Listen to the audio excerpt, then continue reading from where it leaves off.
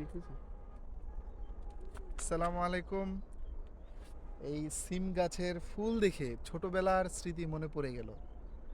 I I think আমার মতো অনেকেরই এই যে এই ফুল থেকে মধু খাইতাম আমরা ছোটবেলা, এবং খুবই ন্যাচারাল, মিষ্টি লাগতো।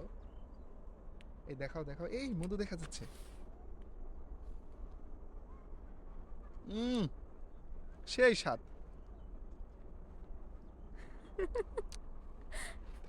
খুবই মজা লাগতো। আমার আমার মনে হয় যে আমাদের এজে যারা ছিলেন তারাও সবাই ছোটবেলায় এটা করতো বা এখনো হয়তো করে। তবে এটা ঠিক না, কারণ এইটা থেকে এটা বড়, এই ফুল থেকেই কিন্তু আসলে সিম হয়। তো যাই হোক, ছোটবেলাতে আমরা বুঝতাম না, মধু খাওয়ার জন্য এটা করতাম। এবং এই ফুলগুলোর মধু নিয়েই সম্ভবত এই মৌমাছি